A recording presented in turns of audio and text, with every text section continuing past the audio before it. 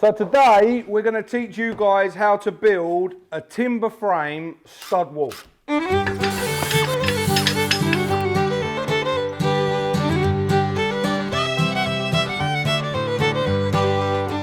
Everyone needs to learn how to build a stud wall because they come in so important. Yep. My Sage and Frank, they share a room, but they're only 5 and 6. Yeah. They've got bunk beds. Yeah. When they get a little bit older, if they're still going to share a room, then I reckon they're going to start getting on each other's nerves. Yeah, 100%. So I think this little lesson here, which they can watch back and learn, this will teach them how to divide their room up into 2. Yeah. This is how you do it. This is how you build a stud wall. The tools you need to build a stud wall are, Sam? Drill or impact driver. Yep. Screws for wood. Saw, hand saw that is, and a H for hammer. And T stands for? Tape measure, and L is for level. And P stands for? Pencil. Pencil. So these are the tools you need, and you also need, T stands for again? Timber. Timber. So it stands for tape measure, but it also stands for timber.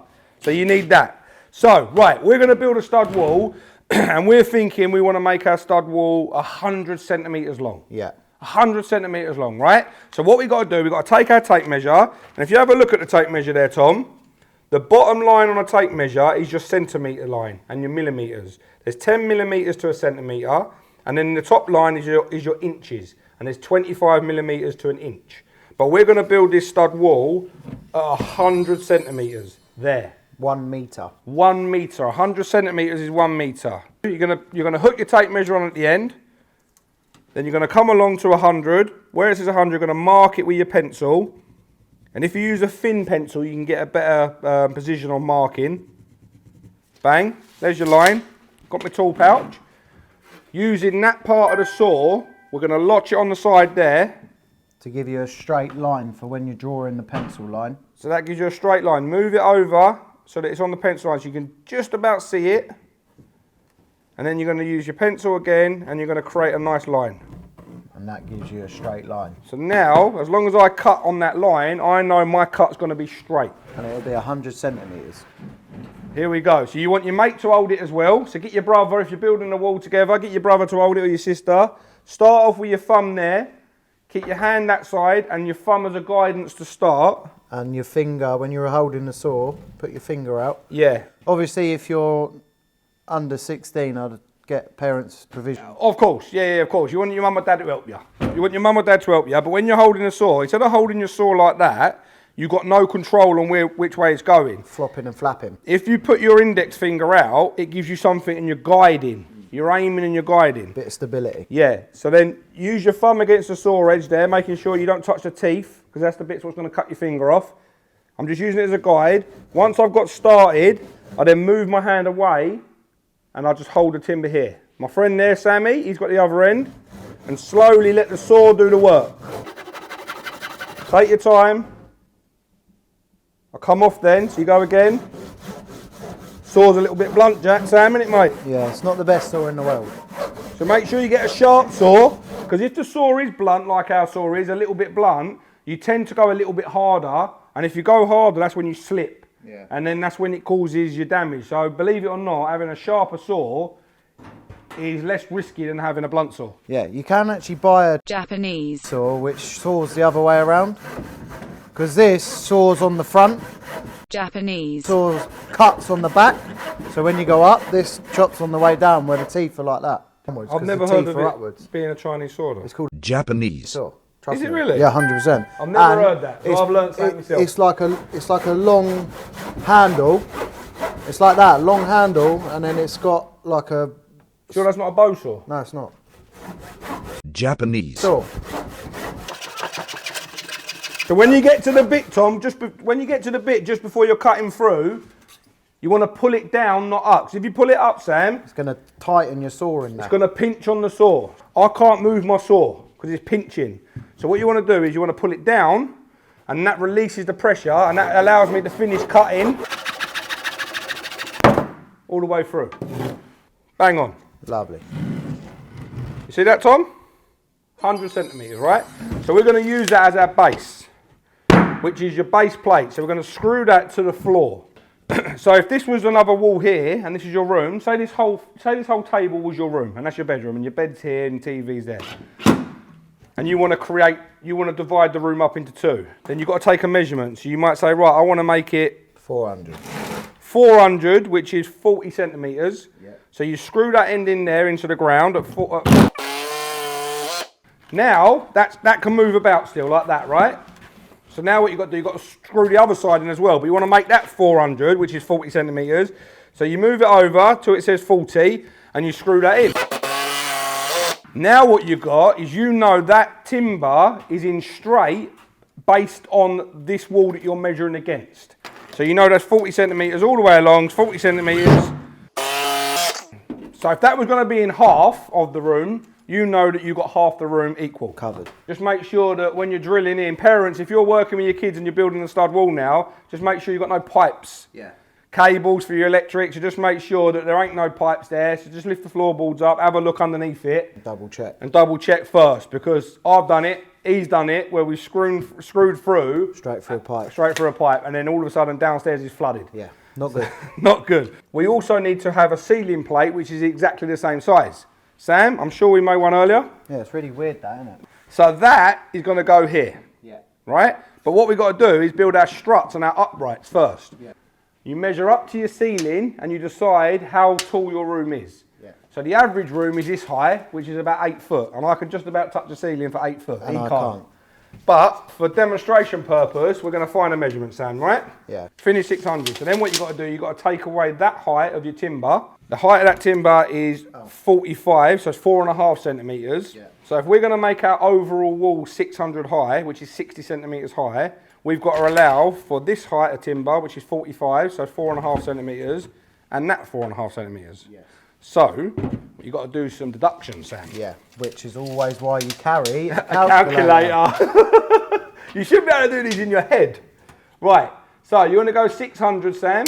Yeah. I can do this for you, mate. Minus 45 minus 45 is going to give you 510. Yes, bang on perfect. That's why you need a calculator. 510. That's why you've got to pay attention in maths. Because everything building related is mathematical in your brain. You always got to calculate. Yeah. So now what we need to do, we need to make sure that we're going to build uprights, cut some uprights at 510, which is 5 centimetres and 10 mil. Up. Bang. 5 centimetres and 1 mil, sorry. 510. Up there. So we're going to have to divide that as well. So that's 100. Hold that there, Sam.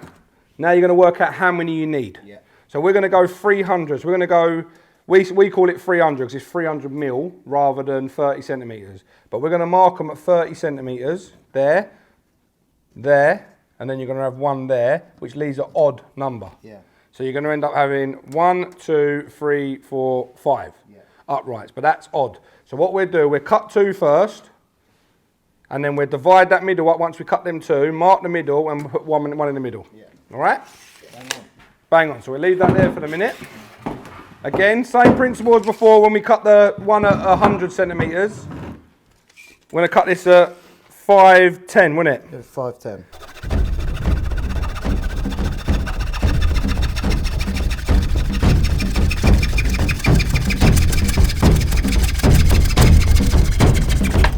See, we could have used an electric saw.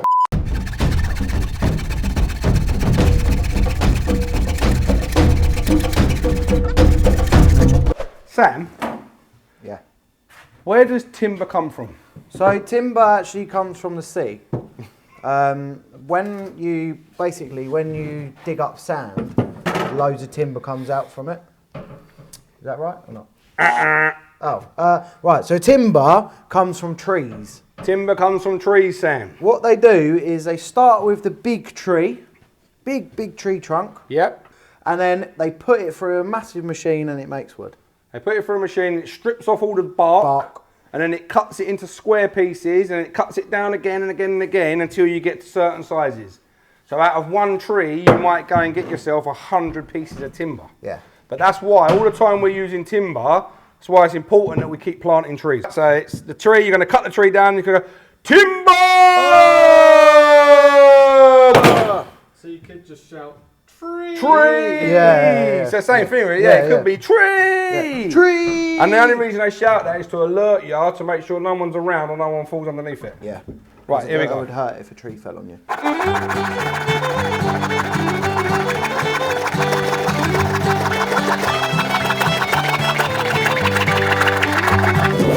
You ready? Timber! That's how you do it. That's timber on a smaller scale. So what we got now is we've got 3 equal lengths of timber, all at 510. Yes. 510 millimeters, which is 51 centimeters. So we know that's level because we checked the floor. That's level.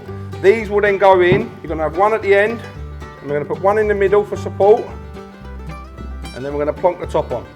Look at that. Obviously, we need to straighten it. We need to straighten it up.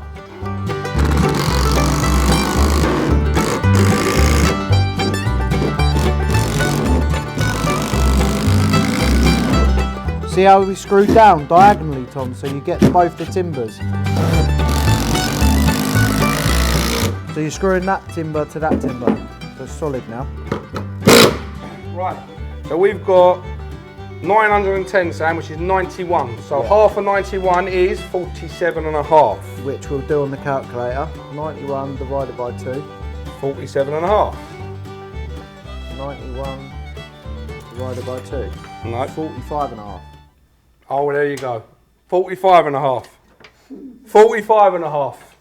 Always check with the calculator. Do you know what? Measure twice. Cut once. Cut once. There you go. So let's do it again. 91, which is 910, is 45 and a half. 5, yeah.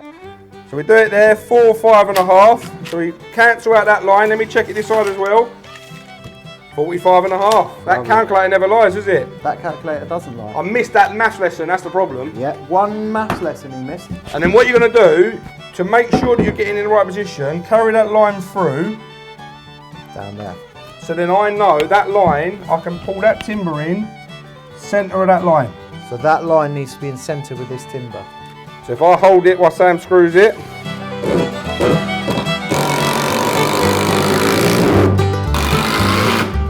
Now what we're going to do, we've got to level up. So what we'll do first, we're going to get our ceiling plate. Because what you would have done, if you was building this on the floor, you would have put your base plate in, then you would put your offer your ceiling plate up, then you would have put your first upright in, because that would have wedged that ceiling plate up. Yeah. And then you would have put your second upright in, and then your third upright, your fourth upright, and so forth. Sometimes the timbers twist, so you've got to just straighten it up slightly. And what we're going to do now is screw that down into that. You want to put 2 screws in, one on each side. Now, this is when you've got to use your level. Because if we just go along now and start screwing that into that, that's not saying that that's upright and that's straight, which is not. So you need to push that over to me, offer up your bottom, your top, sorry, right? So that there, that bubble is sitting inside them lines lovely. So if you hold that there, I'll give you a hand now, you've got the tension on that.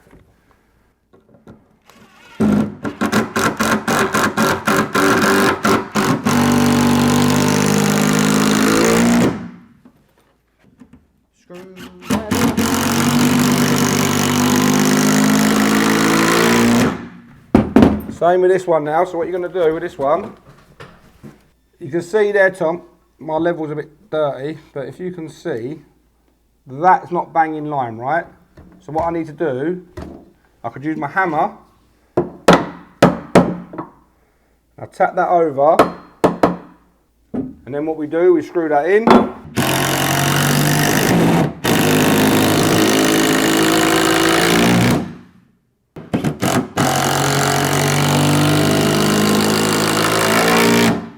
And that is how you build a stud wall. So then what you do, you grab your insulation, which is that stuff, and that helps with warmth as well as sound as well. And you will fill these voids in with insulation, and then you will plasterboard both sides of the wall. But we'll show you that in another video. Or you'd put OSB up like we have. Yeah, or some sort of sheet material to cover it. But if you're in your bedroom, you're not going to want to sleep in the shed. No, you put plasterboard. This is a shed. Yeah. So you want to put plasterboard up. So your brother or sister's got that side and it's plasterboard. It's nice. Bit of insulation, plasterboard that side. But that is how simple it is to build yourself a dividing wall indoors. Yes. Same if you've got a big front room and you want to divide it up. Same principle. Just get the bigger scale. Very simple, isn't it? I've been Brad. I've been Sam. And together, we're the Ball Builders. And I'm going to make a cup of tea. You do that, mate. I'm just going to admire my wall. And a coffee. I have a coffee, 1 sugar. No worries. Simple, isn't it, Tom?